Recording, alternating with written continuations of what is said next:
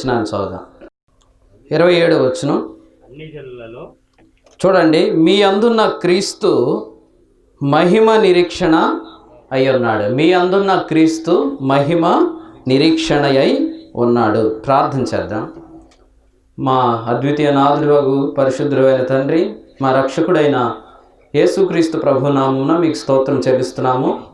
ఈ రాత్రి నీ లేఖన భాగాన్ని మాకు ఇచ్చారు, మీకు వందనాలు చెల్లిస్తున్నాం ప్రభు. ఈ రాత్రి నీ ఆత్మను మాలో ఉంచినందుకు వందనాలు. మీ కృపావాక్యాన్ని వినిపించబోతున్నందుకు మీకు స్తోత్రాలు. మీ కార్యాలు ఆశ్చర్యకరంగా మీరు జరిగిస్తున్నారు ప్రభా. మీరు చేసిన ఆశ్చర్య కార్యాలన్నిటి బట్టి మీకు స్తోత్రాలు చెల్లిస్తూ, మీరు మాకు తోడై ఉన్నందుకు వందనాలు చెల్లిస్తూ, మా రక్షకుడైన యేసుక్రీస్తుని రాత్రి ప్రకటించడానికి ఆత్మ సహాయం దయచేయమని రక్షకుడైన యేసుక్రీస్తు ప్రభు నామమున ప్రార్థించి వేడుకుంటున్నాము తండ్రి, ఆమేన్. పరిశుద్ధ గ్రంథంలో కొలస్సీలకు రాసిన పత్రిక 1వ అధ్యాయం 27వ వచనంలో మీ అందున్న క్రీస్తు మహిమ నిరీక్షణ అయి ఉన్నాడు అనే మాట మనం చూస్తున్నాం. మీ అందున్న క్రీస్తు మహిమ నిరీక్షణ అన్నాడు. రోమీలకు రాసిన పత్రిక 12వ అధ్యాయము 12వ వచనాన్ని చదువుకుందాం. పరిశుద్ధ గ్రంథంలో రోమీలకు రాసిన పత్రిక 12వ అధ్యాయము 12వ వచనం. నిరీక్షణ గలవారై సంతోషించుచు అన్నాడు. నిరీక్షణ గలవారు సంతోషిస్తారు అన్నాడు. దేవుని యొక్క వాక్యంలో ఒక మానవునికి నిరీక్షణ ఉంటే ఆ మానవునికి సంతోషం ఉంటుంది అని దేవుని వాక్యం చెప్తుంది. నిరీక్షణ గలవారు సంతోషం గలవారు అని దేవుని వాక్యం చెప్తుంది. కాబట్టి సంతోషానికి మూలం ఏంటి? సంతోషానికి కారణం ఏంటంటే నిరీక్షణ కలిగిన జీవితము. నిరీక్షణ కలిగిన జీవితాన్ని దేవుని వాక్యం ప్రకటిస్తుంది. నిరీక్షణ కలిగిన వారు సంతోషిస్తారు అనే మాట మనం చూస్తున్నాం. హెబ్రీయులకు రాసిన పత్రిక 3వ అధ్యాయము, హెబ్రీయులకు రాసిన పత్రిక 3వ అధ్యాయము 6వ వచనాన్ని కూడా చదువుకుందాం. హెబ్రీయులకు రాసిన పత్రిక 3వ అధ్యాయము 6వ వచనాన్ని చదువుకుందాం. అందులో కూడా ఇలా రాయబడింది, నిరీక్షణ వలని ఉత్సాహము అని. నిరీక్షణ వలని ఉత్సాహము అంటే నిరీక్షణ ఉంటే జీవితము ఉత్సాహంగా ఉంటుంది అని చెప్పాడు. నిరీక్షణ కలిగితే సంతోషంగా ఉంటాం. నిరీక్షణ కలిగితే ఉత్సాహంగా ఉంటాం. సంతోషం కావాలంటే, ఉత్సాహం కావాలంటే నిరీక్షణలో మనకు దొరుకుతుంది అనే మాట మనం చూస్తున్నాం. వాస్తవమైన సంతోషం దొరికితే వాస్తవం కాని సంతోషాన్ని మనం వెతుక్కోం. ఏది మనము సంతోషించటానికి ఒక వ్యసనంగా అలవాటు చేసుకున్నామో, ఏది మనం సంతోషించటానికి మన జీవితాలు పాడు చేసే వాటికి అలవాటు పడ్డామో, వాటి నుంచి విడుదల కావాలంటే వాస్తవమైన సంతోషము ఎలా దొరుకుతుందో వాక్యం ద్వారా మనం తెలుసుకుంటున్నాం. వాస్తవమైన సంతోషం ఎలా దొరుకుతుందంటే వాక్యం చెప్తుంది, నిరీక్షణ ద్వారా మనకు సంతోషం దొరుకుతుంది. ఈ నిరీక్షణ ఉత్సాహాన్ని కలిగిస్తుంది అని మనం చూస్తున్నాం. రోమీలకు రాసిన పత్రిక 12వ అధ్యాయం 12 మనం ఇందాక చదువుకున్నాం. ఇప్పుడు 15వ అధ్యాయంలో మరొక వచనం చదువుదాం. 15వ అధ్యాయము 13వ వచనాన్ని చదువుకుందాం. రోమీలకు రాసిన పత్రిక 15వ అధ్యాయము 13వ వచనం. కాగా మీరు పరిశుద్ధాత్మ శక్తి పొంది విస్తారముగా నిరీక్షణ గలవారొగుటకు అన్నాడు. విస్తారముగా నిరీక్షణ గలవారొగుటకు. విస్తారమైన నిరీక్షణ గలవారు ఉన్నారు. ఇప్పుడు ఇలా చెప్తున్నాడు, విస్తారమైన నిరీక్షణ అంటే నిరీక్షణలో ఇంకా ఎక్కువ నిరీక్షణ కలిగితే దాని ఫలితం ఏంటి? సమస్త ఆనందము సమాధానముతో మిమ్మును నింపునుగాక అన్నాడు. కాబట్టి విస్తారమైన నిరీక్షణ గలవారు సమస్త ఆనందంతో నింపబడతారు. నిరీక్షణ లేని వారు ఎలా ఉంటారు మరి? తెస్సలోనికైలకు రాసిన మొదటి పత్రిక 4వ అధ్యాయము 13వ వచనం మనకు తెలుసు. తెస్సలోనికైలకు రాసిన మొదటి పత్రిక 4వ అధ్యాయం 13 ఏం చెప్తుందంటే, నిరీక్షణ లేని ప్రజలు ఎలా ఉన్నారన్నాడండి? దుఃఖములో ఉన్నారని చెప్పాడు. నిరీక్షణ లేని వారు దుఃఖములో ఉన్నారు అని వాక్యం ద్వారా చూస్తున్నాం. నిరీక్షణ గలవారు సంతోషములో ఉన్నారు, ఉత్సాహంలో ఉన్నారు. విస్తారమైన నిరీక్షణ గలవారు సమస్త ఆనందంతో నింపబడుతున్నారు అనే మాట మనం చూస్తున్నాం. నాకు నిరీక్షణ కలిగించేది ఏంటి? నీకు నిరీక్షణ కలిగించేది ఏంటి? నిరీక్షణకు మూలమేంటి? నిరీక్షణకు ఆధారం ఏంటి అనేది మనం ఇప్పుడు గమనిద్దాం. కొలస్సీలకు రాసిన పత్రిక 1వ అధ్యాయం చూద్దాం రండి. కొలస్సీలకు రాసిన పత్రికలో 1వ అధ్యాయంలో నిరీక్షణకు ఆధారం ఏంటి, నిరీక్షణకు కారణం ఏంటో దేవుని వాక్యం ద్వారా మనం గమనిద్దాం. కొలస్సీలకు రాసిన పత్రిక 1వ అధ్యాయము 23వ వచనం చదువుతున్నాను. 23వ వచనం చూడండి, ఇక్కడ రాయబడింది, సువార్త వలన కలుగు నిరీక్షణ. సువార్త వలన కలుగు నిరీక్షణ. ఏ వార్త సువార్తో ఆ సువార్త నిరీక్షణ కలిగిస్తుంది. కాబట్టి మనం అన్ని సందర్భాల్లో నిరీక్షణ కలిగి బ్రతకాలంటే, అన్ని సమయాల్లో నిరీక్షణ కలిగి బ్రతకాలంటే సువార్త వలన మనకు నిరీక్షణ కలుగుతుందని ఈ రాత్రి మనం వింటున్నాం. కాబట్టి దేవుని ప్రియులారా, మనము నిరీక్షణ కలిగి ఉంటే సంతోషంగా ఉంటాం. మనం నిరీక్షణ కలిగి ఉంటే ఉత్సాహంగా ఉంటాం. మనం నిరీక్షణ కలిగి ఉంటే సమస్తానందంతో నింపబడతాం. అయితే నిరీక్షణకు ఆధారం ఏంటంటే సువార్త వలన కలుగు నిరీక్షణ అన్నాడు. కాబట్టి హోప్ అనేది సువార్త మనకు కలిగిస్తుంది. సువార్త ద్వారా ఒక మానవునికి సంతోషం కలుగుతుంది అని దేవుని వాక్యం చెప్తుంది. అసలు సువార్త అంటే ఏంటో ఇప్పుడు మనం గమనిద్దాం. సువార్త అంటే ఏమిటో ఒకసారి మనం గమనిద్దాం. రోమీయులకు రాసిన పత్రిక 1వ అధ్యాయము 17వ వచనం చదువుకుందాం. సువార్త అంటే ఏమిటి? గాస్పల్ అని ఇంగ్లీష్లో మనం పిలుస్తున్నాము. సువార్త అంటే ఏంటో ఇక్కడ చెప్పాడు.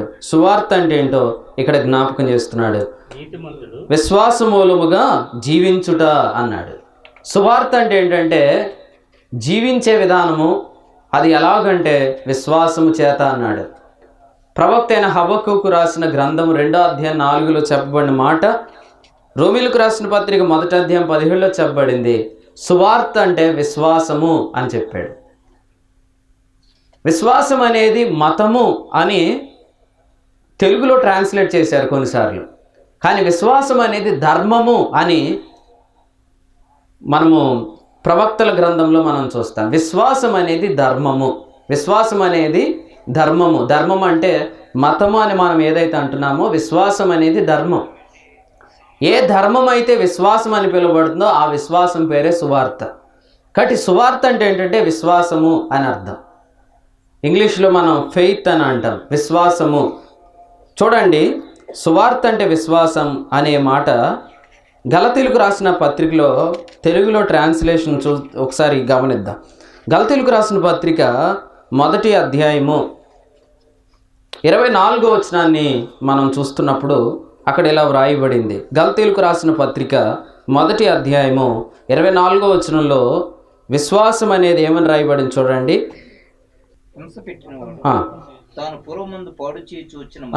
ఆ మాట చూడండి, ఏమనుందండి అక్కడ? మతము అని ఉంది. కానీ కింద ఫుట్ నోట్లు ఏమని చూడండి, విశ్వాసము. కాబట్టి క్రైస్తవ మతము అని ఎవరైనా అంటే, ఒకవేళ క్రైస్తవ మతము అని ఒకవేళ ఎవరైనా అంటే, గలతీ పత్రిక 1:24 ప్రకారం క్రైస్తవ మతం అంటే ఏంటంటే విశ్వాసము అని అర్థం.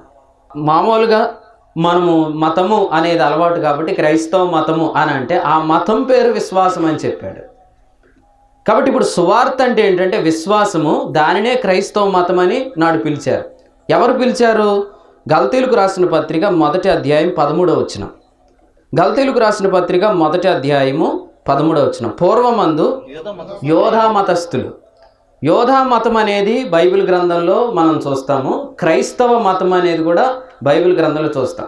వాస్తవంగా మనం ఇది మతం కాదు అని పాటలు ఉన్నాయి, మాటలు కూడా ఉన్నాయి. అయితే క్రైస్తవ మతము, యోధా మతము, ఈ రెండింటికి ఉన్న వ్యత్యాసం ఏంటంటే, యోధా మతం అనేది మతమే, కానీ క్రైస్తవ మతం అనేది విశ్వాసం. యోధా మతము అంటే ఏంటంటే గలతీ పత్రిక 3వ అధ్యాయము 12వ వచనం. యోధా మతానికి క్రైస్తవ మతానికి, లేకపోతే యోధా మతానికి క్రైస్తవ విశ్వాసానికి ఉన్న వ్యత్యాసం ఇక్కడ చెప్పాడు. చూడండి, గలతీ పత్రిక 3:12 అండి. 12లో ఇలా రాయబడింది, యోధా మతము విశ్వాస సంబంధమైనది కాదు. కాబట్టి విశ్వాస సంబంధం కాని దాన్ని మతం అంటారు. అయితే క్రైస్తవ్యాన్ని కూడా మతం అని పిలిచాడు, కానీ క్రైస్తవ్యం అనేది విశ్వాసం. ఎందుకంటే అసలు విశ్వాసం అనేది మతం కాదు. మతానికి విశ్వాసానికి ఉన్న వ్యత్యాసం ఏంటి నేను జ్ఞాపకం చేస్తాను. మతానికి విశ్వాసానికి ఉన్న వ్యత్యాసం ఏంటంటే గలతీ పత్రిక 3వ అధ్యాయము ఇక్కడే 12వ వచనం చూద్దాం. మతము విశ్వాసానికి ఉన్న వ్యత్యాసం ఇంకొక చోట కూడా ఉంది, అక్కడికి మనం వెళ్దాం. ఫస్ట్ ఇక్కడ మనం చూద్దాం. 12వ వచనం ఇందాక మొదటి నుంచి చదివాం కదా, అలా చదువుతాం. నీతిమంతుడు విశ్వాసము చేత బ్రతుకును, లేదా విశ్వాస మూలముగా జీవించును. ఇప్పుడు మతం అంటే ఏంటి? ధర్మశాస్త్రము. కానీ మతం అంటే ఏం చెప్పాడు? విధులను ఆచరించుట అన్నాడు. ఆచరించేది మతం, అంగీకరించేది విశ్వాసం. బ్రతికింపజేసేది విశ్వాసం, దాన్ని ఆచరించడం ద్వారా బ్రతకాలనుకునేది మతం. ఇంకెలా చెప్తున్నాను, సింపుల్గా చెప్పాలంటే విశ్వాసం అంటే నేను చేయాల్సింది కాదు, నాలో జరిగేది. మతము అంటే నేను చేయాల్సింది. ఇప్పుడు ఏదే చెప్తున్నాడు, నేను మళ్ళీ చెప్తున్నాను. బైబిల్లో మతానికి విశ్వాసానికి కొన్ని వ్యత్యాసం. గలతీ పత్రిక 3వ అధ్యాయం 11, 12 వచనాలు. 11వ వచనం లాస్ట్ లైన్, నీతిమంతుడు విశ్వాస మూలముగా జీవించును. మతం అంటే ఏంటంటే దాని విధులను ఆచరించువాడు వాటి వల్ల జీవిస్తాడు. ఈ విధులు చేస్తే నేను బ్రతుకుతాను, జీవిస్తాను అని వాటిని చెయ్యాలి అని చేసేదాన్ని మతం అంటారు. కానీ విశ్వాసం అంటే అర్థం ఏంటంటే అది అంగీకరించడం ద్వారా మనం బ్రతుకుతాం, దానిని నమ్మటం ద్వారా మనం బ్రతుకుతాం. కాబట్టి చాలా తేడా ఉంది రెండింటికి. నేను ఇలా జ్ఞాపకం చేస్తున్నాను. మతంలో దేవుని యొక్క ప్రమేయం ఏమీ ఉండదు. ఎందుకంటే విధులు అనేవి బైబిల్లోనే మనం చూస్తాం, 2 రాతి పలకల మీద రాసి ఇచ్చేశారు. అవి మనం ఇంటికి తెచ్చుకొని వాటిని మనం ప్రాక్టీస్ చేయాలి. ఇందులో దేవుని ప్రమేయం ఏమీ ఉండదు. మొదటి ఆజ్ఞ నుండి 10వ ఆజ్ఞ వరకు నేను ఏమి చేయకూడదు అనేది అందులో ఉంది. కాబట్టి ఇందులో దేవుని ప్రమేయం అనేది ఉండదు. కాబట్టి మతం ద్వారా మానవుడు దేవుణ్ణి సంతోషపెట్టాలనుకుంటున్నాడు, దేవుని ఎదుట సంపూర్ణ సిద్ధి పొందాలనుకుంటున్నాడు, దేవుని కొరకు జీవించాలనుకుంటున్నాడు. కానీ విశ్వాసం అంటే ఏంటంటే నమ్మటం ద్వారా బ్రతకటం. ఇక్కడ నమ్మటం ద్వారా బ్రతకటం అంటే అర్థం ఏంటంటే ఇదంతా దైవ ప్రమేయమే. అంటే దేవుడు మాట్లాడతాడు, ఆ మాట చేత మనము బ్రతుకుతాం. కాబట్టి ఇక్కడ దేవుడు మాట్లాడేవాడుగా ఉండేదేమో విశ్వాసము, కానీ మతములో అంతా కూడా మనము ఆచరించవలసింది. మనము ఇక్కడ 10 ఆజ్ఞలు కానీ యోధా మతంలో కానీ మతం అనే దానిలో విశ్వాస సంబంధం కాని దానిలో మనం చూస్తాం. మళ్ళీ ఇలా జ్ఞాపకం చేస్తున్నాను.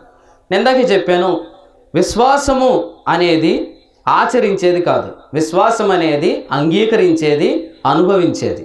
విశ్వాసం అంటే నమ్మి బ్రతకటం. ఇక్కడ నమ్మటం, బ్రతకటం ఎలా జరిగిద్ది? రోమీలకు రాసిన పత్రిక 10వ అధ్యాయం 17వ వచనం. బైబిల్ చూడండి, రెఫరెన్స్లు రాసుకోండి, దేవుని వాక్యాన్ని అర్థం చేసుకొని ముందు కొనసాగుతుంది. రోమపత్రిక 10:17. కాగా విశ్వాసము అనేది కలిగేది. చూడండి ఎలా కలుగుతుంది? వినుట వలన విశ్వాసము కలుగున. ఒక్క నిమిషం అంకులు, ఇక్కడ విశ్వాసము అనేది కలిగేది అనేది మనం గమనించాలి. ఇప్పుడు 10 ఆజ్ఞలు కలగవు మనకు, వాటిని మనము ఆచరించాలి. మతం అనేది మనం ఆచరించాలి, కానీ విశ్వాసం అనేది కలుగుతుంది. ఎలా కలుగుతుంది? వినటం వల్ల అన్నాడు. అంటే వింటున్నాడు అంటే అర్థం ఏంటి? దేవుడు ఏం చేస్తున్నట్లు? మాట్లాడుతున్నాడు. మతంలో దేవుడు మాట్లాడేది ఏముండదు. ఇందాక చెప్పాను, మతంలో దేవుడు కొన్ని ఆజ్ఞలు ఇచ్చాడు, ఈ ఆజ్ఞలు అనుసరించి దేవుని కొరకు నేను బ్రతకటం.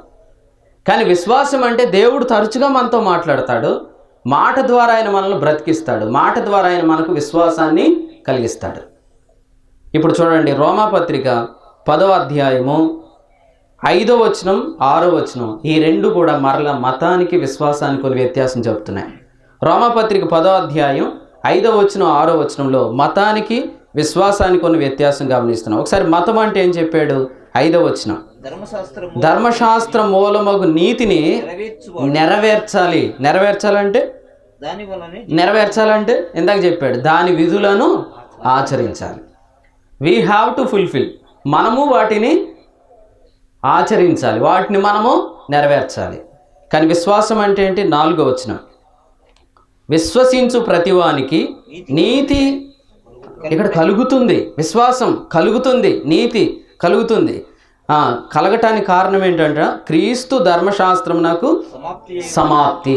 సో విశ్వాసం అంటే ఫినిష్డ్ వర్క్, సమాప్తమైన పని. రిలీజియన్ అంటే, మతం అంటే చెయ్యాల్సిన పని. ముగించబడిన పని విశ్వాసము, చేయాల్సిన పని మతము. కాబట్టి సువార్త అంటే మతం కాదు. సువార్త అంటే సమాప్తమైన పని అని అర్థం. సువార్తను ఎక్కడ చెయ్యమని చెప్పలేదు బైబిల్. ఎందుకు సువార్తను చెయ్యలేము, చేయమని చెప్పలేదు అంటే, సువార్త అంటే ఏంటంటే రోమీలకు రాసిన పత్రిక 5వ అధ్యాయం 18వ వచనం. రోమీలకు రాసిన పత్రిక 5వ అధ్యాయం 18వ వచనం. ఒక్క పుణ్య కార్యము ఉందండి, ఒక్క పుణ్య కార్యము. ఒక్క నిమిషం ఇక్కడ ఆగుదాం. మతం అనేది చాలా పుణ్యకార్యాలు. ఎందుకంటే దానిని ఆచరించాలన్నాడు కదా. ఆచరించాల్సింది ఎవరు? నేను. ఆచరించాల్సింది ఎవరు? మీరు. నేను ఆచరిస్తే ఒకటి పుణ్యకార్యం, నువ్వు ఆచరిస్తే రెండో పుణ్యకార్యం. అలాగే ఈ ప్రపంచంలో ఉన్న వారు అందరూ ఆచరిస్తే పుణ్యకార్యాలు ఎన్నో అవుతాయి, అనేకం అవుతాయి. కానీ సువార్త అంటే ఏంటి? ఇక్కడ ఏం చెప్పాడు? ఒక పుణ్యకార్యం. అంటే ఇది ఖచ్చితంగా చేసింది ఎవరు? ఒక్కడై ఉన్న దేవుడు. ఒక్కడై ఉన్న దేవుడు, అద్వితీయ దేవుడు. దేవుడు చేసిన పుణ్యకార్యం సువార్త. మనం పుణ్యం చేయాలనేది మతం. అప్పుడు ఇంకొక ఆయన బయలుదేరతాడు, ఓహో అట్లయితే విశ్వాసంలో పుణ్యం లేదా? విశ్వాసమును అనుసరించేవారు పుణ్యాన్ని వద్దని చెప్తున్నారా, ధర్మాన్ని వద్దని చెప్తున్నారా అంటే ఇలా జ్ఞాపకం చేస్తున్నాను.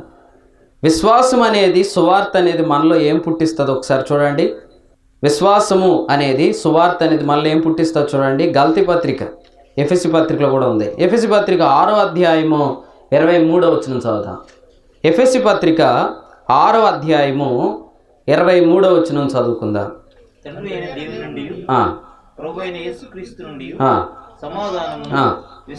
చూడండి మాట చూడండి. విశ్వాసముతో కూడిన ప్రేమ. విశ్వాసం ఏం పుట్టిస్తుంది అన్నాడండి?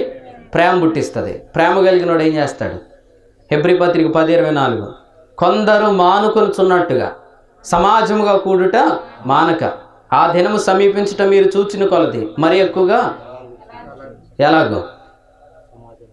సమాజముగా కూడుట మానక, ప్రేమ చూపుచు సత్కార్యములు చేయుటకు ఒకరినొకడు పురికొల్పుకుందామని ఆలోచించము. ప్రేమ కలిగిన వాడు ఏం చేస్తాడన్నది అక్కడ?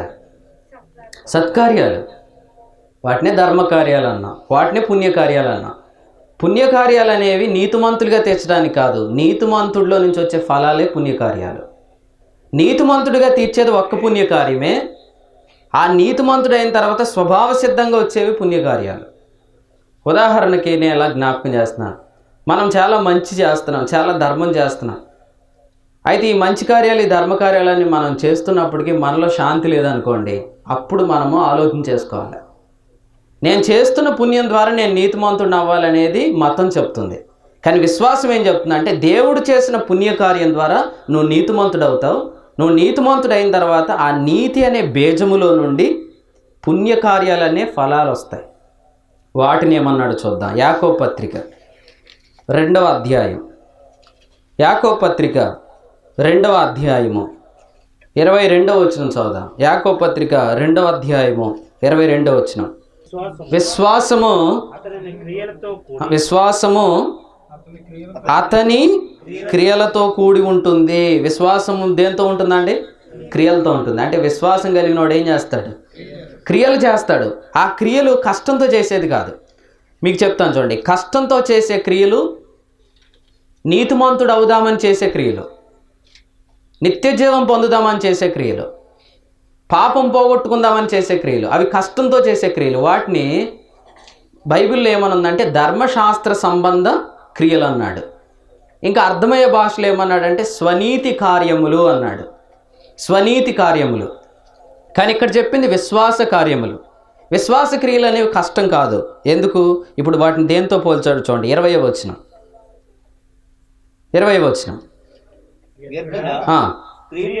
క్రియలు లేని విశ్వాసము, ఒక నిమిషం, క్రియలు లేని విశ్వాసం ఏమనుందండి?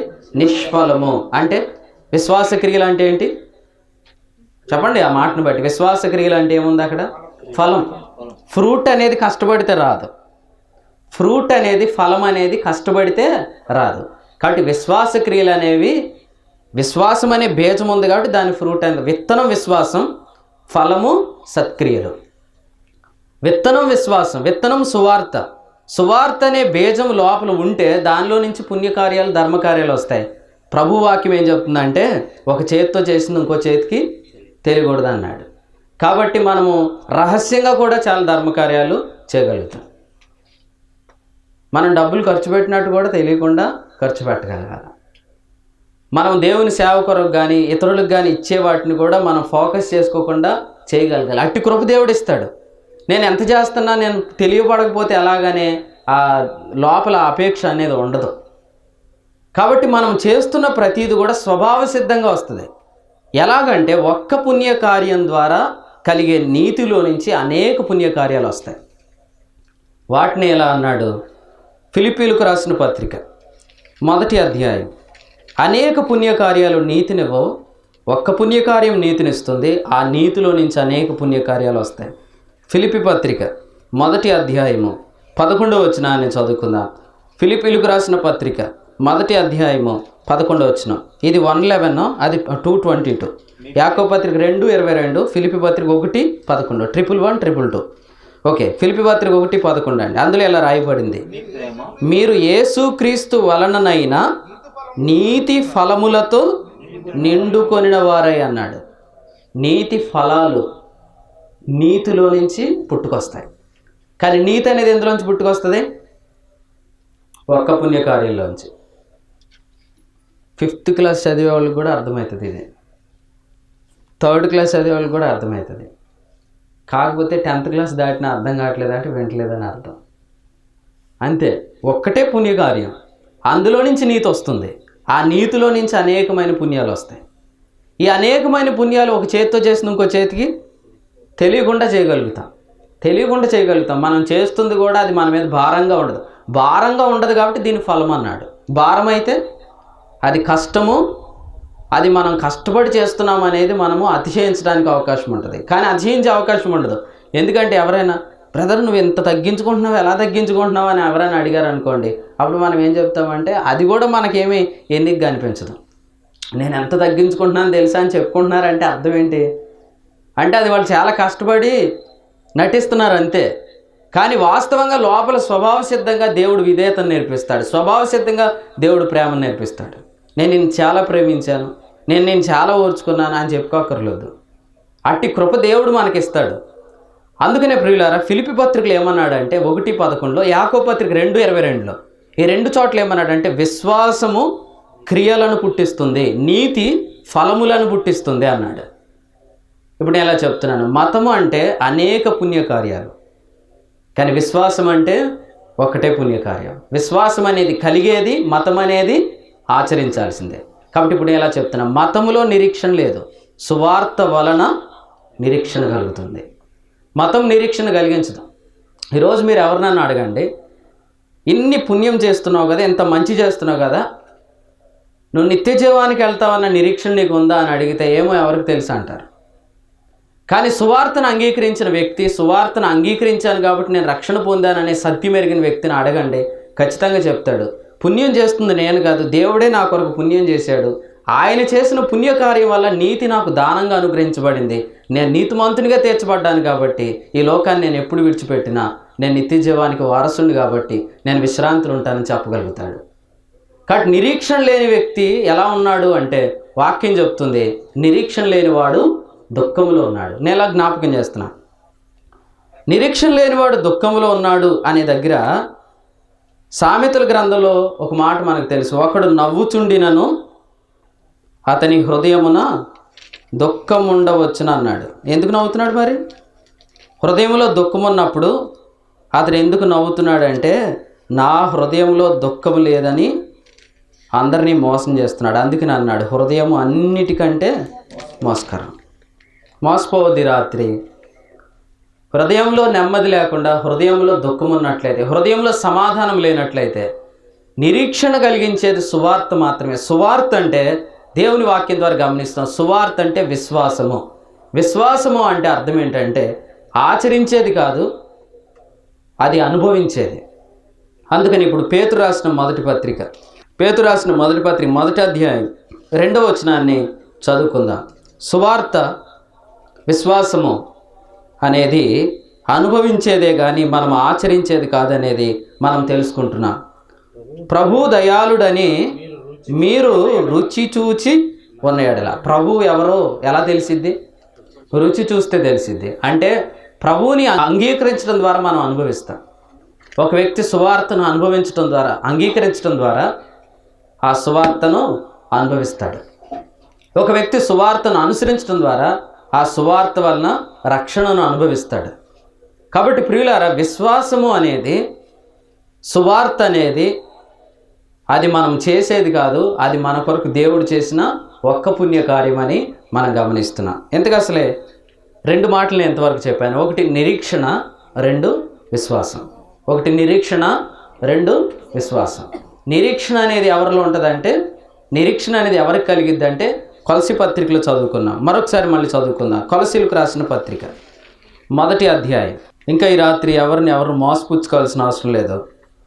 మతం వల్ల నిరీక్షణ కలగదు, మతం వల్ల మనకు సమాధానం కలగదు, సంతోషం కలగదు. కానీ విశ్వాసం మనకు నిరీక్షణ కలిగిస్తుంది, సమాధానం ఇస్తుంది, సంతోషం ఇస్తుంది. కొలసీలకు రాసిన పత్రిక 1వ అధ్యాయము 23వ వచనంలో మళ్ళీ నేను చదువుతున్నాను చూడండి. ఈ సువార్త వలన కలుగు నిరీక్షణ. ఇప్పుడే చెప్పుకున్నాం సువార్త అంటే ఏంటో. సువార్త అంటే ఏంటంటే విశ్వాసము, అంతే. అదే గుర్తుపెట్టుకోండి. సువార్త అంటే ఏంటని? విశ్వాసము. అసలు విశ్వాసం అంటే ఏంటి అనేది కూడా మనం ఎంతవరకు విన్నాం. ఇప్పుడు మనం కొలసి పత్రిక 1వ అధ్యాయం 27 చదువుకుందాం. కొలసి పత్రిక 1వ అధ్యాయం 27. మీ అందున్న క్రీస్తు, ఇందాక మనం చదువుకుని వచ్చినామండి. మీ అందున్న క్రీస్తు మహిమ నిరీక్షణయై ఉన్నాడు. ఇలా చెప్తున్నాను. క్రీస్తు ఇప్పుడు ఎక్కడున్నాడు? మీ అందున్నాడు. ఆయన ఏమై ఉన్నాడు? భవిష్యత్తులో మహిమ నిరీక్షణయై ఉన్నాడు. అంటే వినండి, ఇలా జ్ఞాపకం చేస్తున్నా. క్రీస్తు నేడు మన మధ్య విశ్వాసముగా నివసిస్తున్నాడు. ఆ విశ్వాసము అనే క్రీస్తే మనకు భవిష్యత్తులో నిరీక్షణగా మనం ఎదురు చూస్తున్నాం. క్రీస్తు అంటే విశ్వాసము. క్రీస్తు అంటే మన మధ్య నివసిస్తున్నవాడు. మన మధ్య నివసిస్తున్న విశ్వాసమే మన నిరీక్షణ. మన మధ్య నివసిస్తున్న విశ్వాసమే మన నిరీక్షణ. అందరికీ విశ్వాస పరిమాణం ఒకేలాగు ఉంటుందా? ఉండదండి. రోమీలకు రాసిన పత్రిక 12వ అధ్యాయం ఒకసారి చదువుదాం. రోమీలకు రాసిన పత్రిక 12వ అధ్యాయము వచనం 3 చదువుకుందామండి. 3వ వచనం. దేవుడు ఒక్కొక్కనికి విభజించి ఇచ్చిన విశ్వాస పరిమాణము. ఒక్కొక్కనికి అంటే ప్రతి ఒక్కరికి, అంటే ప్రతి ఒక్కరిలో కూడా విశ్వాసం అనేది ఉంటుంది. కానీ అది ఎలా ఉంటుంది? దానికి పరిమాణం అనేది ఉంది. పరిమాణం అంటే మనం బండి గురించి ఏమంటాం? మీ బండి కెపాసిటీ ఎంత అంట? కెపాసిటీ అంటే మళ్ళీ మనం 150 cc, 110 cc అంటే సీసీ అంటే క్యూబిక్ సెంటీమీటర్స్ అని, అంటే వాల్యూమ్ అని. వాల్యూమ్ అంటే ఘన పరిమాణం అంట. ఇక్కడ చెప్తున్నాడు విశ్వాస పరిమాణం. అందరికీ విశ్వాసం ఒకే కొలతలో ఉండదు. ఎందుకంటే అందరితో దేవుడు ఒకే విధంగా ఎక్కువగా మాట్లాడలేకపోవచ్చు. ఉదాహరణకు నాతో ఇప్పుడు దేవుడు మాట్లాడాడు. ఈ వర్తమానాన్ని నేను నమ్మి నేను దీన్ని నెంబరు వేసుకుంటున్నాను అనుకోండి, దాన్నే ధ్యానం చేయటం అన్నాడు. ఇలా నేను ధ్యానం చేస్తున్నప్పుడు ఏం జరిగిందంటే దేవుడు మరలా నూతన సందేశం ఇస్తాడు. అది మళ్ళీ విశ్వాసం పుట్టిస్తుంది. మళ్ళీ దాన్ని నెమరు వేస్తున్నప్పుడు దేవుడు మరలా నూతన సందేశం ఇస్తాడు, నూతన తలంపు ఇస్తాడు. అది విశ్వాసం పుట్టిస్తుంది. తద్వారా విశ్వాస పరిమాణం పెరుగుతూ ఉంటుంది. ఇప్పుడు ఇలా చెప్తున్నాడు, మీ అందున్న క్రీస్తు అంటే అర్థం ఏంటి? మన మధ్య నివసిస్తున్న క్రీస్తు. ఎలా నివసిస్తున్నాడని చెప్పాను ఇందాకండి, ఇప్పుడే చెప్పాను. మీరు అలర్ట్గా ఉంటే ఖచ్చితంగా అర్థమవుతుంది. క్రీస్తు మన యందు మన మధ్య ఎలా నివసిస్తున్నాడు? విశ్వాసముగా నివసిస్తున్నాడు. అది చెప్పాను. విశ్వాసముగా నివసిస్తున్నాడు. విశ్వాసం అనేది అందరికీ ఒకే విధంగా ఉండదని జ్ఞాపకం చేసుకున్నా. విశ్వాసం అనేది పరిమాణం, ఒక్కొక్కరికి ఒక్కొక్క పరిమాణంలో విశ్వాసం అనేది ఉంటుంది. అంటే క్రీస్తు అందరిలో నివసిస్తున్నాడు, కానీ ఒకే విధంగా పరిమాణంలో ఆయన నివసించట్లేదు. దానిని ఎఫెసీ పత్రికలో చెప్పాడు. ఎఫెసీ పత్రిక 3వ అధ్యాయం 18వ వచనం. క్రీస్తు మీ హృదయములలో విశ్వాసము ద్వారా నివసించుట. నేను ఇందాక నుంచి అదే చెప్తున్నా. క్రీస్తు మనలో మన మధ్య నివసిస్తున్నాడు. ఎలా నివసిస్తున్నాడు? విశ్వాసముగా నివసిస్తున్నాడు. ఇప్పుడు విశ్వాసానికి ఏముంది? పరిమాణం ఉంది, ఒక్కొక్కరికి ఒక్కొక్క పరిమాణం ఉంది. అంటే ఒక్కొక్కరిలో ఒక్కొక్క పరిమాణం చొప్పున ఆయన నివసిస్తున్నాడు. సో ఎవరిలో ఆయన ఎక్కువ వసిస్తున్నాడో వారు ఎక్కువ నిరీక్షణ కలిగి ఉంటారు. వసించుట అనే దాని యొక్క అర్థం ఏంటంటే ఆయన వెళ్ళిపోతాడని కాదు. వసించుట అంటే ఆయన పరిమాణం, ఆయన ఎగ్జిస్టెన్స్. ప్రతి పని మనం చేస్తున్నప్పుడు ఆయన ఉనికిని మనం అనుభవించటం. మనం ప్రయాణం చేస్తున్నాము, ఆయన మనతో మాట్లాడటం, మనం ఆయనతో ప్రార్థన చేయటం, ఆయన మనతో మాట్లాడటం, మనం ఆయనకు ప్రార్థన చేయటం. మనం ఏదైనా ఒక వర్క్ చేసుకుంటున్నాం, అందులో కూడా ఆయనతో మన సహవాసం. విశ్వాసము ద్వారా ఆయన మనలో నివసిస్తున్నాడు. ఎంతగా విశ్వాస పరిమాణం పెరిగిద్దో అంతగా నిరీక్షణ పెరిగిద్ది. ఎంతగా విశ్వాసం పెరిగిద్దో అంతగా నిరీక్షణ పెరిగిద్ది. ఇక్కడ నుంచి మీరు కంటిన్యూ చేయండి. ఎంతగా నిరీక్షణ పెరిగిద్దో అంతగా. మళ్ళీ అనుకోవచ్చారు ఎందుకు?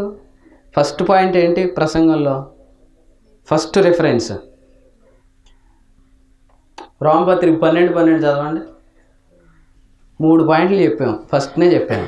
రోమీయులకు రాసిన పత్రిక 12వ అధ్యాయము 12. తప్పేం లేదు, మీరు ఎక్కువగా వింటున్నారు, అందుకే తప్పుగా గుర్తుపెట్టుకుంటున్నారు.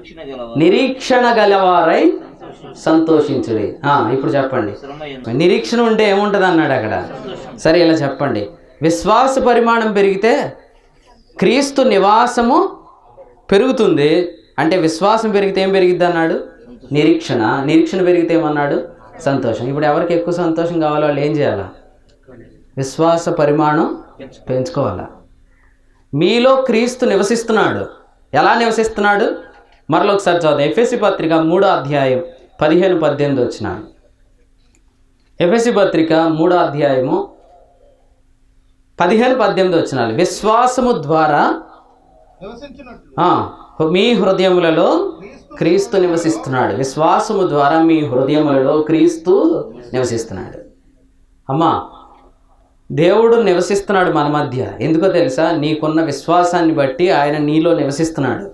కానీ నివసిస్తున్న క్రీస్తు ఎంత ఎక్కువగా విశ్వాసం పెరిగితే అంత ఎక్కువగా మన నిరీక్షణ కారణమవుతాడు. ఎంత నిరీక్షణ ఉంటే అంత సంతోషం ఉంటుంది. హబక్కూకు గ్రంథం చూడండి ఒకసారి. హబక్కూకు గ్రంథం 17వ వచనం, 3వ అధ్యాయం 17వ వచనం. హబక్కూకు గ్రంథము 3వ అధ్యాయము 17వ వచనం. అంజూరపు చెట్లు పూయకుండినను, ద్రాక్ష చెట్లు ఫలింపకపోయినను, ఒలీవ చెట్లు కాపులేకయుండినను, చేనులోని పైరు పంటకు రాకపోయినను, గొర్రెలు దొడ్డిలో లేకపోయినను, సాలలో పశువులు లేకపోయినను, నేను యెహోవా యందు ఆనందించెదను. నా రక్షణకర్త అయిన నా దేవుని యందు నేను సంతోషించెదను. ఒక్క నిమిషం ఇక్కడ ఇలా జ్ఞాపకం చేస్తున్నా. మనకు కానీ నిరీక్షణ వల్ల సంతోషం కలుగుతుంది అనుకోండి. నేను చెప్తున్నాను వినండి. అంజూరపు చెట్లు పూయకుండినను, ద్రాక్ష చెట్లు ఫలింపకపోయినను, ఒలీవ చెట్లు కాపులేక ఉండినను, చేనులోని పైరు పంటకు రాకపోయినను, గొర్రెలు దొడ్డిలో లేకపోయినను, సాలలో పశువులు లేకపోయినను, స్టిల్ మనలో ఏముందండి? సంతోషమైన ఉంది. అలా ఇప్పుడు నేను చెప్తున్నా. ఈ సంతోషాన్ని అంజూరపు చెట్లు పూయకుండుట దొంగిలించలేదు. ఈ సంతోషాన్ని ద్రాక్ష చెట్లు ఫలించకపోవుట దొంగిలించలేదు. ఈ సంతోషాన్ని ఒలీవ చెట్లు కాపులేకయుండుట దొంగిలించలేదు. చేనులోని పైరు పంటకు రాకపోవుట ఈ సంతోషాన్ని దొంగిలించలేదు. గొర్రెల దొడ్డులో లేకపోవుట ఈ సంతోషాన్ని దొంగిలించలేదు. సాలలో పశువులు లేకపోవుట ఈ సంతోషాన్ని దొంగిలించట్లేదు. ఇప్పుడు ఇలా చెప్తున్నాను. ఇప్పుడు ఉదాహరణకి అంజూరపు చెట్లు పూయకుండుట అనేది సంతోషాన్ని పోగొట్టింది అనుకోండి. అంటే సంతోషం దేన్ని బట్టి కలిగింది? వీళ్ళకి అంజూరపు చెట్లు బట్టి. అది నిరీక్షణ వల్ల కలిగే సంతోషం. అంజూరపు చెట్టు అంటే మాకెక్కడ అంజూరపు చెట్టు ఉందా అనుకోకండి. ఇవన్నీ పోలికలు. మీకు అర్థమవుతుంది కదా. ఆయన లేడు, అయిపోయింది, ఆడిపోయినా అనుకోవద్దు. ఆయన లేకపోతే నిరీక్షణ ఉందిగా. దేవుని వాక్యం చెప్తుందండి రాత్రి, ఏది పోయినా సంతోషం ఇంకా ఉందంటే అవన్నీ తిరిగి వస్తాయి. అర్థమైందండి మీకు? ఏది పోయినా సంతోషం అంటే అన్నీ తిరిగి వస్తాయి. ఏమైనా పోతే సంతోషం పోయిందంటే నీ సంతోషం వాటి వల్ల కలిగిందని అర్థం, దేవుని వల్ల కలిగిన సంతోషం కాదు. ఫిలిప్పీ పత్రిక 4:4 ఏమన్నాడు? ఎల్లప్పుడూ ప్రభునందు ఆనందించుడు. ఒక్క నిమిషం ఇక్కడ ఆగండి. ఎల్లప్పుడూ ప్రభునందు ఆనందించుడు అంటే ఎల్లప్పుడు అంటే అన్ని వేళలా కదండి. ఇప్పుడు మరి అదే బైబిల్ గ్రంథంలో కీర్తన గ్రంథం 23లో ఏముంది? గాఢాంధకారపు లోయలో నేను సంచరిస్తానన్నా అంటే జీవితం అంతా కొండల మీద సాగదు, జీవితం లోయలు గుండా కూడా వెళ్తుంది. మరి లోయలో కూడా సంతోషించమన్నాడంటే సంతోషం దేని బట్టి కలగలేదు? కొండలను బట్టి కలగలేదు. కొండలను బట్టి సంతోషం కలిగితే లోయలోకి వెళ్ళాక ఏడవాలి. సంతోషం అనేది దేవుని వల్ల కలిగిద్ది కాబట్టి దేవుడు ఆయనకున్న లక్షణం 2 చోట్ల ఉంది. యాకోబు పత్రిక 1వ అధ్యాయంలో అన్నాడు, ఆయన యందు గమనాగమనము వలన కలుగు ఏ ఛాయ లేదు, ఆయనలో ఏ చంచలత్వము లేదన్నాడు. అంటే దేవుడు ఎవరంటే మారనోడు. కాబట్టి దేవుని వల్ల కలిగే సంతోషం వస్తువులు పోతే, మనుషులు పోతే, పరిస్థితులు మారిపోతే పోదండి. అంతేకాదు మరొక చోట రాయబడింది, యేసుక్రీస్తు నిన్న నేడు ఏకరీతిగా. నిన్న ఎవరున్నారు మనతో? ఈరోజు మనతో ఎవరు లేరు. వాళ్ళు ఉన్నా వారు లేకపోయినా సంతోషం అనేది కంటిన్యూ అవుతుంది. ఇప్పుడు ఈ సంతోషంలో ఏం జరిగిద్దో చూద్దాం. ఇలా సంతోషించడం ద్వారా మనలో ఏం జరిగిద్దో చూద్దాం. ఎవరిలో అయితే దేవుని వల్ల కలిగే సంతోషం ఉందో వారిలో ఏం కలిగిద్దో ఒక వచనాన్ని నేను జ్ఞాపకం చేస్తున్నాను. నెహెమ్యా గ్రంథము, పరిశుద్ధ గ్రంథంలో నెహెమ్యా గ్రంథము 8వ అధ్యాయము 11వ వచనం, 10వ వచనం, 11వ వచనం. ఒకసారి 11 చదువుదాం. మీరు దుఃఖము మానుడి, మీరు దుఃఖపడకూడదు. మీరు దుఃఖము మానుడి, మీరు దుఃఖపడకూడదు. 407వ పేజీ 10వ వచనం లాస్ట్ లైన్. యెహోవా యందు ఆనందించుట వలన మీరు బలమొందుదురు. నెహెమ్యా గ్రంథం 8వ అధ్యాయం 10వ వచనం. 407వ పేజీలో ఏముందండి? యెహోవా యందు ఆనందించుట వలన మీరు బలమొందుతారు. ఏమ్మా మీటింగ్కి రావట్లేదంటే రాలేకపోతున్నామండి. ఆయన కుర్చీ చూస్తే బాధేసేస్తుందండి. వంకలు పెట్టుకోవడానికి ఏం దొరకలేదు కాబట్టి. ఏమ్మా అంతేనా? బైబిల్ గ్రంథం ఏమంటుంది? ఎల్లప్పుడూ ప్రభువునందు ఆనందించమంటుంటే అది పోయిందని నాకు పోయిందంటే నీ సంతోషము దేని బట్టి ఉందన్నట్టు వాక్యం చెప్తుంది. ప్రభువులో ఆనందించటం వల్ల మనం బలం పొందుతాం. బలం పొందితే ఏం చేస్తాం? దానియేలు గ్రంథం 11:32. తమ దేవుని యందు తమ దేవుని ఎరుగువారు బలము కలిగి గొప్ప కార్యాలు చేస్తారు. కార్యాలు జరగాలంటే సంతోషించాలి. సంతోషం కావాలంటే ప్రభువులో ఉంది. ఆ ప్రభువులో ఎందుకు సంతోషం ఉందంటే ఆయన నిరీక్షణ కలిగిస్తాడు. ఎంత నిరీక్షణ కలిగితే అన్ని కార్యాలు జరుగుతాయి. కార్యాలు జరుగుతున్నప్పుడు ఏమర్థమైతే తెలుసా? నేను కోల్పోయిన దానికంటే నేను సంపాదిస్తుంది ఎక్కువ. మనం పోగొట్టుకున్నవన్నీ సంతోషంలో తిరిగి మనం గెయిన్ చేసుకుంటాం. బైబిల్లో 3 పత్రికలు ఉన్నాయి. 3 పత్రికలు పక్కపక్కనే ఉంటాయి. 1 యాకోబు పత్రిక, 2 పేతురు పత్రిక, 3 యోహాను పత్రిక.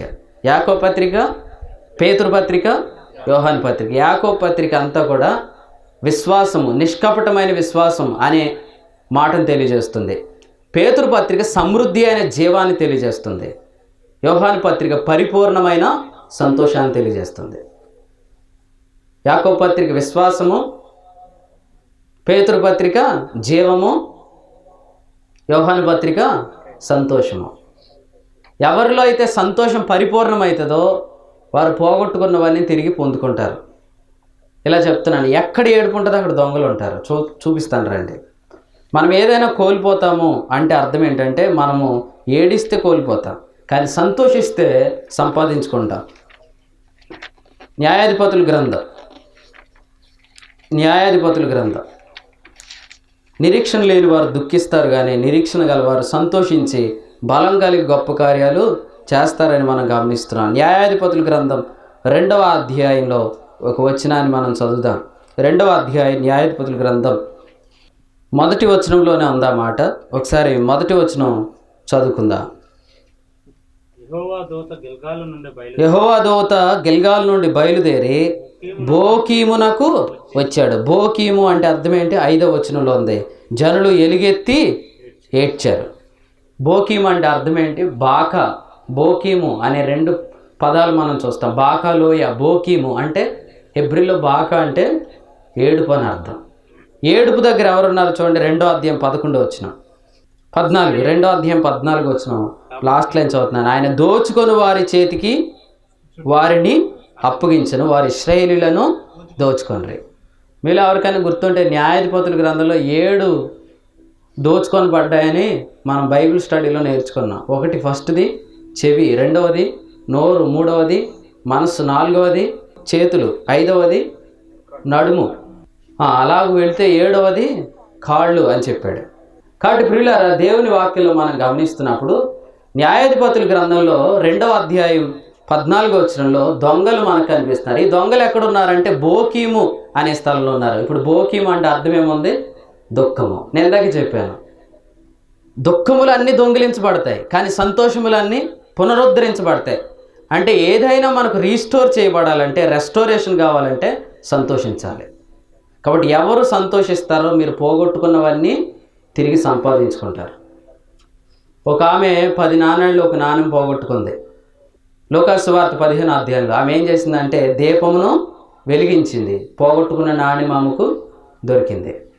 నేను జ్ఞాపకం చేస్తున్నాను, ఎప్పుడైతే మనము సంతోషించడం ప్రారంభిస్తామో కోల్పోయినవన్నీ తిరిగి ప్రభు మనకిస్తాడు. కానీ దుఃఖము దగ్గర ఆగిపోతే ఉన్నవి కూడా కోల్పోతాం. సంతోషానికి మూలం ఏంటి? నిరీక్షణ. నిరీక్షణ కారణం ఏంటి? మీ యందు నివసించుచున్న క్రీస్తు. ఎలా నివసిస్తున్నాడు ఆయన మన యందు? విశ్వాస పరిమాణం చొప్పున. పరిమాణం పెరిగితే నిరీక్షణ పెరిగింది, నిరీక్షణ పెరిగితే సంతోషం పెరిగింది. సంతోషంలో ఏమొస్తాయి? కోల్పోయినవన్నీ తిరిగి వస్తాయి. ఫస్ట్ కోల్పోయింది చెవి కోల్పోయిందంటే బైబిల్లో ఏముందంటే సమయం కోల్పోవటాన్ని ఉంది. యోవేలు గ్రంథం 2:25 ఏమన్నాడంటే కోల్పోయిన సమయాన్ని నేను తిరిగి ఇస్తానన్నాడు. I will restore the time that the locus have eaten అని చెప్పాడు. అంటే పురుగులు తినివేసిన సంవత్సరముల పంటను నేను మరలా మీకు ఇప్పిస్తానని చెప్పాడు. ప్రపంచంలో సమయం పోతే మళ్ళీ రాదనేదే మనం వింటాం, కానీ బైబిల్ గ్రంథం ఏం చెప్తుంది అంటే పోగొట్టుకున్న సమయాన్ని కూడా ఆయన రీస్టోర్ చేస్తాడు, మరలా జ్ఞాపకం చేస్తుంది. ఈ ఆదివారం కూడా మనం విన్నాం, యోహాను సువార్త 2వ అధ్యాయం 5వ వచనంలో ఆయన మీతో చెప్పినది చేయుడి. ఎందుకు చెప్పాడు? ఏం చెప్పాడు అంటే ఆయన నీటిని ద్రాక్షరసంగా మార్చాడు. ద్రాక్షరసం చేయడానికి సుమారు 5 సంవత్సరాలు, 3 సంవత్సరాలు, 2 సంవత్సరాలు పడుతుంది. కానీ ఆయన ఒక్క మాట చేశాడు. ఏమ్మా, మనం ఇన్ని సంవత్సరాలుగా చేయలేని దాన్ని, పోగొట్టుకున్న సమయాన్ని ఆయన ఒక్క మాట చేయగలుగుతాడు. పోగొట్టుకున్న దాన్ని తిరిగి ఇచ్చేవాడు ఎక్కడిస్తాడంటే సంతోషంలోనే ఇస్తాడు. అందుకని అంటున్నాడు దుఃఖం మానుకోండి, దుఃఖం పడకుడే. యోహాను సువార్త 20వ అధ్యాయం అన్నాడు, అమ్మ ఎందుకు ఏడుస్తున్నావు? అమ్మ ఎందుకు ఏడుస్తున్నావు? ఎందుకు అడిగాడు? ఏడోకమ్మా, ఏడిస్తే దొంగలు ఉన్నారు. దుఃఖము అనే అనుభవం దగ్గర, బాకా అనే అనుభవం దగ్గర, బోకీము అనే అనుభవం దగ్గర కోల్పోవటమే, కానీ సంతోషం అనే అనుభవం దగ్గర కోసుకోవటమే. అన్నీ మనకు దేవుడు అనుగ్రహిస్తాడు, సమయాన్ని అనుగ్రహిస్తాడు. వ్యక్తులను పోగొట్టుకున్నామా, ఆ వ్యక్తుల ద్వారా మనం కోల్పోయిన వాటిని తిరిగి మనకు అనుగ్రహిస్తాడు. మనం కోల్పోయింది తక్కువ, మనకు తిరిగి వచ్చేది ఎక్కువ. లేవీకాండం 6వ అధ్యాయంలో చెప్పాడు రెస్టోరేషన్ గురించి. ఎవరైనా ఒక వస్తువు, ఒక వ్యక్తి మరొక వ్యక్తి దగ్గర ఏదైనా దొంగతనం చేస్తే అపరాధ పరిహారార్థ బలి చేయదేనా అన్న అతనికి మూలధనంతో పాటు 5వ వంతు తిరిగి చెల్లించాలి. దాన్నే 120% రెస్టోరేషన్ అని మనం ధ్యానం చేసాం బైబిల్ స్టడీలో. కాబట్టి మనం కోల్పోయిన దానికంటే ఆయన మనకు తిరిగి ఇస్తాడు. నేను ఆఖరికి ఒక సంగతి చెప్పి ముగిస్తాను. ఇప్పుడే నేను జ్ఞాపకం చేశాను, లేవీకాండంలో అపరాధ పరిహారార్థ బలి, అందులో ప్రభు ఎంత ఇస్తానన్నాడు? 120%. ఎక్కడిస్తాడో చూడండి, అది చెప్పి నేను ముగిస్తాను. మరొకసారి కొలసీలకు రాసిన పత్రిక 1వ అధ్యాయం, సేమ్ రెఫరెన్స్ అండి, 27 ఒకసారి చదువుకుందాం. 27వ వచనం, మీ అందున్న క్రీస్తు మహిమ నిరీక్షణ. క్రీస్తు ఎక్కడున్నాడు? మీ అందు. వినండి, మీ అందు అంటే అర్థం ఏంటంటే బైబిల్లో 7 దీపస్తంభముల మధ్య. ఆ దీపస్తంభం ఎవరు? మనమే, సంఘం. మన మధ్య క్రీస్తున్నాడు. ఎలా నివసిస్తున్నాడు? విశ్వాసము ద్వారా. వినండి అమ్మా, ఇప్పుడు క్రీస్తు ఎక్కడున్నాడంటే మన యందు అంటే సంఘములో ఉన్నాడు. 7 దీపస్తంభముల మధ్య ఉన్నాడు. ప్రకటన గ్రంథం 1:13. ఇప్పుడు మన మధ్య ఉన్న క్రీస్తు, విశ్వాసము ద్వారా నివసిస్తున్న క్రీస్తు మనకు నిరీక్షణ కలిగిస్తున్నాడు. ఆ నిరీక్షణ ద్వారా సంతోషం కలిగిస్తున్నాడు. ఆ సంతోషంలో ఏమిస్తున్నాడు? రెస్టోరేషన్ అంటే పోగొట్టుకున్న వాటిని తిరిగి మనకిస్తున్నాడు. ఎంత? వాక్యపరంగా చెప్పుకుంటే 120% అన్నాడు, అంటే 120% అన్నాడు. 120%. ఈ వస్తువును కోల్పోతే 100% తిరిగి రావటం అంటే ఇదే వస్తువు రావటం, సేమ్ యాజిటీస్గా వచ్చింది. 120 అంటే ఇంకా 20%, ఇంకా మంచిగా వచ్చింది. ఇప్పుడు 120 అనేది ఏం చెప్తుంది బైబిల్లో? 120 అనేది ఏం చెప్తుంది? అపోస్తల కార్యాల గ్రంథం 1వ అధ్యాయం 15వ వచనం చదువు. అపోస్తల కార్యాల గ్రంథం 1వ అధ్యాయం 15వ వచనం. సంతోషం వల్ల కలిగే మేలు గురించి మనం ఈ రాత్రి వింటున్నాం. ఆ కాలమందు ఇంచుమించు 120 మంది సహోదరులు కూడి ఉన్నారు. సో ఫస్ట్ చర్చ్ మెంబర్స్ ఎంతమంది అండి? 120. అంటే 120 అంటే ఇక్కడ వాక్యాన్ని బట్టి మనం ఏం గమనిస్తున్నాం? సంఘము. సంఘం అనగా దీప స్తంభము. దీప స్తంభములో ఎవరున్నారు? 7 దీప స్తంభముల మధ్య క్రీస్తున్నాడు. అమ్మ, నువ్వు ఎందుకు సంఘానికి అస్తమాట వచ్చి కూర్చుంటున్నావు? నాకు ఒక నిరీక్షణ ఉందండి. మీ అందున్న క్రీస్తు మహిమ నిరీక్షణ. ఏంటి నీ నిరీక్షణ? నేను కొన్ని కోల్పోయానండి, తిరిగి పొందుకోవడానికి నేను సంఘంలో వెతుక్కుంటున్నాను, సహవాసంలో వెతుక్కుంటున్నాను. ఏదైనా కోల్పోతే ఇంటికాడ కూర్చోమని బైబిల్ చెప్పలేదు. ఏదైనా కోల్పోతే సహవాసానికి రమ్మని చెప్తుంది. ఎందుకంటే సహవాసంలో సంతోషం ఉంది. సంతోషంలో కోల్పోయినవన్నీ తిరిగి వస్తాయి. మీరు ఎక్కడ ఎవరి ద్వారా ఏ విధంగా ఏం కోల్పోయినా అది సంఘంలో ఉంది. నేను మళ్ళీ చెప్తున్నా, మీరు ఎక్కడ ఏ విధంగా ఎవరిని కోల్పోయినా సంఘంలో ఉంది. మీరు ఎక్కడ ఏ విధంగా ఏం కోల్పోయినా అది సంఘంలో ఉంది. ఎందుకంటే సంఘం అంటే 120 అంటే 120% రెస్టోరేషన్. 120% ఆయన తిరిగి మనకిస్తాడు. కాబట్టి నేను ఇదిగో ఈయన వల్ల, లేకపోతే ఇదిగో నేను ఇతని వల్ల, లేకపోతే నేను ఇదిగో ఇది కోల్పోయాను, నేను అది కోల్పోయాను, ఇది పోయింది నాకు అని అనుకుంటే పోగొట్టుకున్న వాటన్నిటిని సంతోషంలో కోసుకుంటాం. సంతోషం ఎక్కడ నివాసం చేస్తుందంటే సహవాసంలో. అందుకనే మనం సహవాసాన్ని కూడి వస్తున్నప్పుడు ఎందుకు నువ్వు ఎక్కడ ఉన్నావంటే మన మధ్య ఉన్న క్రీస్తు మన మహిమ నిరీక్షణ. మై హోప్, నా నిరీక్షణ ఆయనే. ఏంటి నా నిరీక్షణ అంటే నేను కోల్పోయినవన్నీ క్రీస్తులోనే ఉన్నాయి. కాబట్టి నేను క్రీస్తుని వెంటున్నాను. ఆయన పోగొట్టుకున్నవన్నీ ఆయనలో నేను పొందుకుంటాను. రోమాపత్రిక 5:5 రాజేష్ చదువుతాడు. ఈ నిరీక్షణ మనలను సిగ్గుపరచను. నన్ను అడగండి, నేను చెప్తాను. నువ్వు కోల్పోయింది ఏంటి అని అడగండి, అప్పుడు నేను కలిగి ఉన్నది ఏంటో చెప్తాను. మీ జీవితంలో కూడా మీరు చెప్తారు. మనం కోల్పోయిన దానికంటే సంఘంలో కోసుకుంటుంది ఎక్కువ. కోల్పోయిన వాటి గురించి దుఃఖపడితే దుఃఖములో దొంగలు ఉన్నారు, కానీ సంతోషము దగ్గర రెస్టోరేషన్ అనేది ఉంది. ఆఖరిగా వచనం చదువుకొని ప్రార్థన చేద్దాం. న్యాయాధిపతుల గ్రంథం సేమ్ మనం ఇందాక చదువుకున్న వాక్య భాగమే అండి. 2వ అధ్యాయము 1వ వచనం బోకీము అని ఉంది. 5వ వచనం ఏడుపు అని అర్థము అక్కడ చూస్తున్నాం. 14వ వచనంలో దొంగలు అనే మాట చూస్తున్నాం. ఇప్పుడు 16వ వచనం చదువు. ఆ కాలమున యెహోవా వారి కొరకు న్యాయాధిపతులను పుట్టించను. న్యాయాధిపతులు అంటే క్రింద అర్థమే ఉందంటే రక్షకులు అని ఉంది. వీరు దోచుకొని వారి చేతిలో నుండి ఇశ్రాయేలీలను రక్షించిరి. రక్షకుడు అంటే ఎవరు? మన ప్రభు అయిన యేసుక్రీస్తు. రక్షకుడు ఏం చేస్తాడు? కోల్పోయినదంతా తిరిగిస్తాడు. ఎక్కడున్నాడు ఆయన? మీ అందున్న క్రీస్తు మీ మహిమ నిరీక్షణే అన్నాడు. ఇప్పుడు ఆయన విశ్వాసముగా నా మధ్య నివసిస్తున్నాడు. ఇప్పుడు విశ్వాసంగా నాలో జీవిస్తున్నాడు. ఇప్పుడు విశ్వాసంగా మన మధ్య నివసిస్తున్నాడు. ఆయనే నా నిరీక్షణ.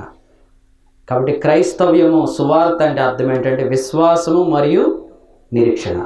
విశ్వాసము ద్వారా క్రీస్తును అనుభవిస్తున్నాం. ఆ క్రీస్తుని నిరీక్షణగా ఎదురు చూస్తున్నాం. విశ్వాసము ద్వారా ఆయన మనలో నివసించడం ద్వారా, నిరీక్షణ కలిగించడం ద్వారా, సంతోషం కలిగించడం ద్వారా కోల్పోయిన వాటన్నిటిని ఆయన మనకు తిరిగి అనుగ్రహిస్తున్నాడు. ఆయన తిరిగి అనుగ్రహిస్తుంటుండగా ఈ రాత్రి ఇంకా ఎవరైనా ఏదైనా దుఃఖములు ఉన్నట్లయితే బైబిల్ గ్రంథం చెప్తుంది మతము నిరీక్షణ కలిగించదు, కానీ సువార్త వలన నిరీక్షణ కలుగుతుంది. సువార్త అంటే విశ్వాసం అని ఈ రాత్రి మనం విన్నాం. విశ్వాసం అనే బీజం మనలో ఉంటే చాలు. ఆ బీజంలో నుండే మనకు పరిమాణం పెరుగుతూ, విశ్వాస పరిమాణం పెరుగుతూ, నిరీక్షణ కలుగుతూ, సంతోషం కలుగుతూ కోల్పోయిన వాటిని మనం తిరిగి క్రీస్తులో సంపాదించుకుంటాం. అనేక ఉదాహరణలు ఉన్నాయి. నేను ఒక్క ఉదాహరణ మాత్రమే చెప్తున్నాను. ఈ వాక్యాన్ని నేను నేర్చుకున్నప్పుడు, గత సంవత్సరము ఈ వాక్యాన్ని నేను ప్రకటిస్తున్నప్పుడు కొన్ని సంవత్సరాలుగా చేయలేని పనులు ఒకే ఒక సంవత్సరంలో దేవుడు చేశాడు. ఎన్ని కార్యాలు చేశాడని చెప్పడానికి నేను ప్రయత్నం చేస్తున్నప్పుడు దేవుడు ఒక వాక్యాన్ని గుర్తు చేశాడు. ఐగుప్తు దేశంలో ఆహారము కొరత వచ్చినప్పుడు యోసేపు చెప్పిన కలభావాన్ని బట్టి యోసేపే ఆహారాన్ని సమకూరుస్తున్నప్పుడు ఫస్ట్ కొలవటం ప్రారంభించారు. ఆ తర్వాత ఒక మాట ఉంటుంది, కొలుచుట అసాధ్యము కనుక కొలుచుట మానివేసిరి. అంటే కొలవలేనంత ఎక్కువ సమృద్ధి వచ్చింది. అలాగే దేవుడు ఎన్ని గొప్ప కార్యాలు చేశాడో వాటిని చెప్పడం కూడా ఎన్ని కార్యాలు చేశాడు, ఆయన చెప్పలేనన్ని గొప్ప కార్యాలు చేశాడు ఆయన. కానీ ఎలా చేశాడు, ఎంత టైంలో చేశాడు? కోల్పోయిన సమయాల్ని తిరిగి ఆయన 1 సంవత్సరంలో, 1 నెలలో, 1 రోజులో, 1 క్షణంలో దేవుడు నీకు తిరిగి ఇవ్వగలడు.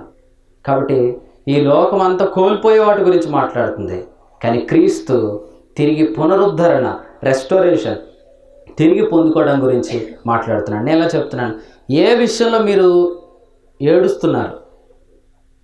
పైకి ఆడవరు ఎవరు కూడా. వాక్యం చెప్తుంది, ఒకడు నవ్వుచుండేనను హృదయమున దుఃఖం ఉండొచ్చు. మీరు హృదయంలో దేని గురించి దుఃఖిస్తున్నారో ఆ విషయాన్ని మీరు కోల్పోయినట్లుగా ఏడుస్తున్నారు. కానీ బైబిల్ చెప్తుంది, మీరు ఏది కోల్పోయారో ఆ విషయంలో నిరీక్షణ కలిగి సంతోషిస్తే మీరు కోల్పోయిన దానికంటే ఎక్కువ కోసుకుంటారు.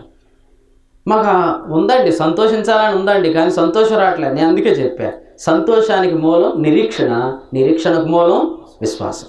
కాబట్టి విశ్వాసం ద్వారా నిరీక్షణ, నిరీక్షణ ద్వారా సంతోషం, సంతోషం ద్వారా పునరుద్ధరణ అనే అనుభవాలు మనం సంపాదించుకుందాం. అట్టి విశ్వాసం అనే బీజము ఎలాగో ఒక వ్యక్తిలో పడుతుందంటే, అపోస్తల కార్యాలు 10:43, ఆయన యందు విశ్వాసం ఉంచువాడెవడో వాడు ఆయన నామము మూలముగా పాపక్షమాపణ పొందిన. పాపక్షమాపణ పొందటం ద్వారానే ఈ బీజం మనలో ప్రారంభమయ్యి విశ్వాస పరిమాణం పెరిగి మన జీవితాల్లో కోల్పోయిన వాటిని తిరిగి సంపాదించుకుంటాం.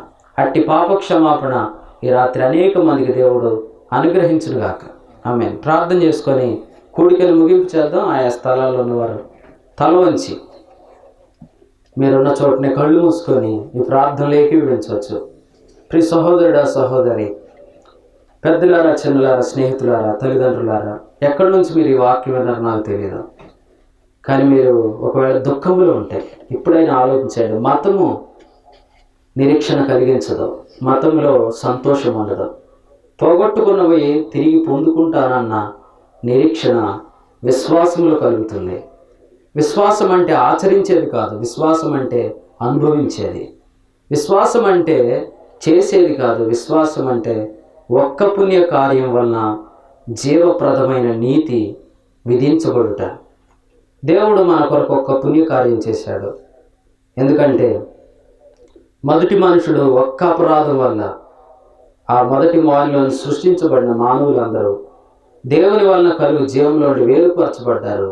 అందుచేత అందరూ పాపానికి లోనై ఉన్నారని బైబిల్ చెప్తుంది. అందుచేత ఒక్క అపరాధం వల్ల అందరూ పాపులై ఉంటుండగా ఒక్క పుణ్యకార్యం వల్ల నమ్మువారిని నీతిమంతులుగా తీర్చుటకు దేవుని దయాపూర్వక సంకల్పమైంది. ఈ రాత్రి ఎక్కడి నుంచి మాటలు విన్నా, నాకు సంతోషం కావాలి, నాకు సమాధానం కావాలి, నాకు నిరీక్షణ కావాలి, నేను కోల్పోయినవి తిరిగి పొందుకుంటాననే ఆ ఉత్సాహం నాకు కావాలి అని ఆశపడుతున్నారు. విశ్వాసం అనే బీజము పాపక్షమాపణే. నీ పాపాలు క్షమించడానికి భూమి మీద యేసుక్రీస్తుకు అధికారం ఉంది. రక్తము చిందింపకుండా పాపక్షమాపణ కలుగునేరదని చెప్పబడింది. యేసుక్రీస్తు ప్రభువు నీ పాపముల కొరకు, నా అపరాధముల కొరకు, నీ అపరాధముల కొరకు ఆయన ప్రాణం పెట్టి, అనగా రక్తము చిందించి ప్రాయశ్చిత్తం చేశాడు. ఆయన యందు పాపక్షమాపణ ఉంది. మీరున్న చోటన యేసు ప్రభువా, నేను పాపిని, నా పాపాలు క్షమించు, నన్ను నీతిమంతుడిగా తీర్చు, నన్ను నీ బిడ్డగా అంగీకరించు అని చిన్న మాట మీరు ప్రార్థించండి. దేవుడు మీ హృదయంలో విశ్వాసం అనే బీజాన్ని ఆయన విత్తుతాడు. తద్వారా విశ్వాస పరిమాణం ఆయన సన్నిధిలోనికి రావటం ద్వారా పెంచుతాడు, నిరీక్షణ కలిగిస్తాడు, సంతోషం పుట్టిస్తాడు, అద్భుత కార్యాలు జరిగిస్తాడు. మా రక్షకుడు అయిన యేసుక్రీస్తు ప్రభువా, మా పరిశుద్ధుడు అయిన తండ్రి, మీ స్తోత్రం చెల్లిస్తున్నాము. ఈ రాత్రి అవసరమైన మాటలు మాకు అనేకులకు అందించారు. మీ స్తోత్రాలు.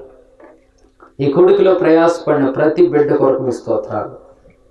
కీర్తనలు పాడిన వారు, నాయన సౌండ్ అరేంజ్ చేసిన వారు, నాయన ఇక్కడ ఉన్న ఏర్పాట్లు చేసిన వారు, అలాగే నీ వాక్యం ప్రకటించిన నీ దాసుడు, సహకరించిన విశ్వాసులు, కూడి వచ్చిన బిడ్డలందరినీ బట్టి వందనాలు. ఈ స్థలం అంతా నీ బిడ్డంతో నింపబడినందుకు వందనాలు.